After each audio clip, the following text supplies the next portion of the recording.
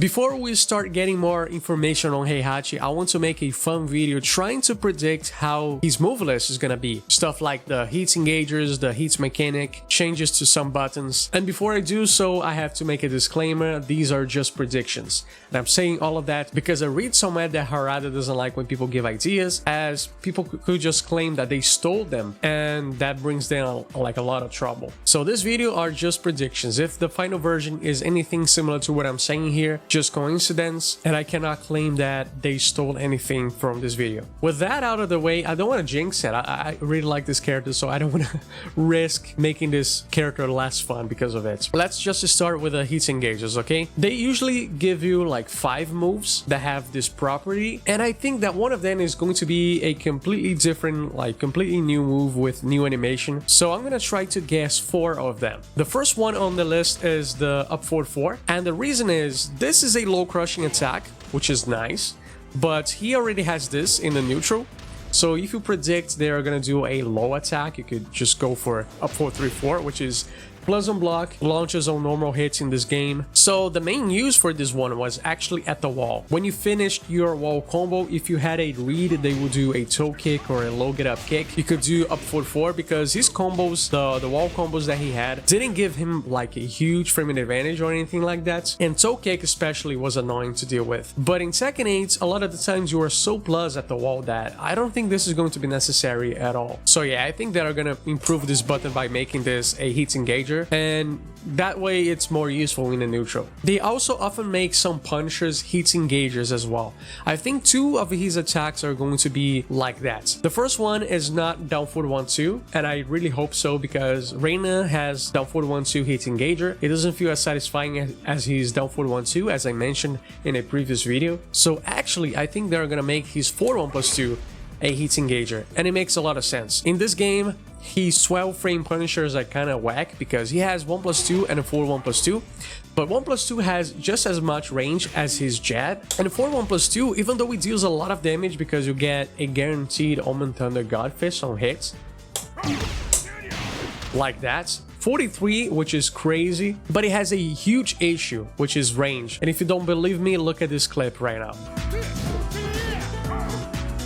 So you really had to know exactly what strings you could punish with this, or else it was terrible. And I don't have to mention that it was also not a good wave punisher for that reason. So becoming a hits dash move that gives you a guaranteed follow-up makes a lot of sense for this button. I just hope that they're gonna give this more range as well. And the other button for punishments that could become a hit engager is Corsico 4-2.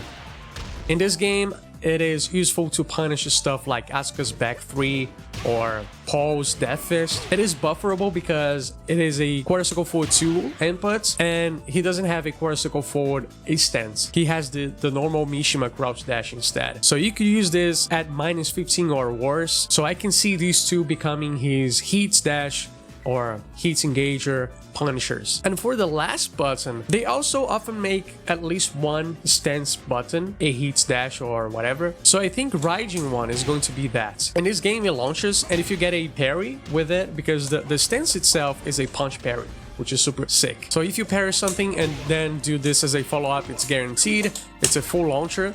Kind of strong, but in Tekken 8 I can see them making this a hits dash launcher instead.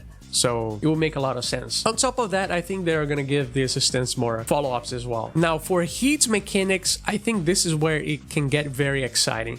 We will have the obvious easy electric inputs and Omen Thunder God Fist for people to do, and I can't hit it right now. There we go. So these are like obvious. What I think they're gonna give him as well is a enhanced 1+2. This is such an iconic move. They gave this to Kuma. Reina has it as well. So I can see this move getting heat properties. And probably it's going to be something like making it safe on block and push the opponent super far away. So you can use it at the wall to get a wall splat for a certain distance. And I don't think that's far-fetched because we have similar stuff in this game already with Death Fist giving you like wall splats from very far away. We have Fang's back 1, so I can see that happening. And on top of that, it makes a lot of his strings more useful because many of them have this Demon Breath cancel like this. And they're not very useful in this game. Like you can cancel that into a sidestep as well. So let me do it. There we go. So that could be a fun way to make these strings, these cancels, maybe more appealing to use in a neutral. Another thing that is likely to happen is enhancing his Heaven's Wrath reversal. It's not a stance. So it has the same name as Reina's stance, but this is just a pure reversal. It is really fun to use because it has different animations depending on what you parry with it, and it also works on a lot of buttons that other reversals wouldn't work on. For example, he can like reverse some elbow attacks, headbutts, but it's not all of them. That's the problem. Some like elbow attacks will go through it, some others wouldn't. It was kind of crazy. But what made this button quite bad is that he takes damage as much or even more than the opponents, because he deals always like 30 damage flat, but he would take like 25 plus 50% of the opponent's attack damage, and if you like reverse something like Death Fist, you end up taking more damage than the opponents. On top of that, you take damage before them, so you could end up losing a round in the middle of the animation, so it's kind of goofy. But even then, it's just fun using this, especially when you have a huge life lead and you know that the opponent is going to press something. You will do that and get a fun / PM way to win the round. But yeah, it's kind of bad. On whiff, it goes into a key charge. So yeah, very unsafe to use this. So hopefully in heat, this becomes like better to use. At least he doesn't take damage or doesn't go into key charge. That will make it like a lot more useful. And the last mechanic I think they're gonna give him is backpack 1+2 becoming a guard break move. This is also in line with what they did for a lot of characters in Tekken 8. Ever since Fakuran, they decided to give this mechanic to a lot of characters. So I can see this happening, especially because in Tekken 6, this move used to be a guard break basically, because on block it will be +10 and that will give you a guaranteed 112 at the wall. They can make this a little less busted by just adding a lot of scaling to the follow-up, which is something that they did for Devil Jin and Reina. So this way you have like a good button to pressure people that just don't press anything at the wall. I mentioned in the previous video that if you didn't watch, I recommend to, about his game plan, that it's all about baiting the opponent into pressing at the wrong time.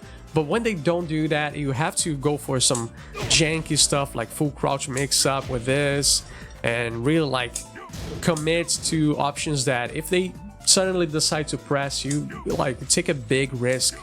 So yeah, having this button is still like a big risk, but at least you have something that doesn't force you to commit to a mix-up, which is not what Heihachi is all about. So that will be a fun mechanic to bring back. Other than his heat system, I think that they're gonna do something about his... Not this button, by the way. This one here that he got in Tekken 7. This is a stomp that if the opponent is on the ground, they get relaunched. But the best use for it was to tag trap people after a full crouch down 4-4, because a lot of the times people wouldn't stand up right away. If you just follow it up with a 4-4-2 and they get up, they get hits in the back, they get launched. So instead people would roll, but a lot of the times they wouldn't roll and stand up right away. They would stay on the ground. That could relaunch then in that situation, but you wouldn't get a huge juggle because of the position on the floor. But if they did roll and then got up, you could do something like this. And that was completely guaranteed. Janky setup, but it was fun. And I think this move looks really cool. The problem is that it's so slow, like 62 frames. That's a whole second. So hopefully they do something about it. Maybe they add a stance transition to it to make the follow-up easier to do. I can see that happening. When it comes to tornadoes, I think they're gonna make Dragon Uppercuts a tornado just like Kazuya, and for him it makes a lot of sense because that's a follow-up for some of his strings, like 1 back 1 1, just like Reina has with her 2-2 string. He has the Hell Sweep series into it, which is something that was like often his combo filler in previous titles. People would do stuff like electric into it and then do like down 1 to spike the opponents and get a Nokizemi. But in Tekken 7, this string here was mostly a wall carry option. And I hope the OTGF becomes a tornado as well. So if you have the execution, you could do stuff like double electric into it for a lot of damage, because the OTGF not only launches in this game, but also deals a chunk load of damage. So you could do a sick combo like this if you had the execution for it. Like that, and then you do the ender. That's a lot of damage, but quite difficult to do, because if you mess it up, you get a down forward 1 or a jet that reduces your damage, and you also had to do it quickly or else you wouldn't get the jab afterwards. You had to do like at best back forward 2-3, which is a tornado, or rather a screw attack in this game. So you needed a lot of precision, and that's something that I really like about Heihachi in this game. You can optimize your combos through execution, so hopefully they keep this trend and make OTGF part of his combo theory structure. That would be cool. And the last thing is to make Broken Toy a wall break move, because Reina has her signature move break walls as well. It doesn't wall splats, it only causes a wall hits, but if it's breakable or a wall blast, you get a full combo off of it. And this move is sick. Like, you have to be kind of sideways to the wall to get the wall hits, and if you do so, it deals 52 damage instead of how much? 45? Is that it? Yeah, 45. Not only that, the throw looks sick. I think everybody agrees that this is one of the coolest throws in the Tekken series. So that would be nice to buff this move to cause a wall break and make his throw game slightly better, because this is still very like easy to tell. Like, look at the animation. You just know that this is a wall break, right? I think it's fair enough to, you know, make this move more powerful like that. And I think these are all of the predictions that I have for the moment. I want to compare this video to the final version once we have it. And also let me know what you would like to see in the future. Like, did I forget any buttons that were cool in Tekken 7? Could be nice to, you know, get buffed or make a comeback. These are all of the things that I can think of at the moment. So let's see in the future how he's gonna be.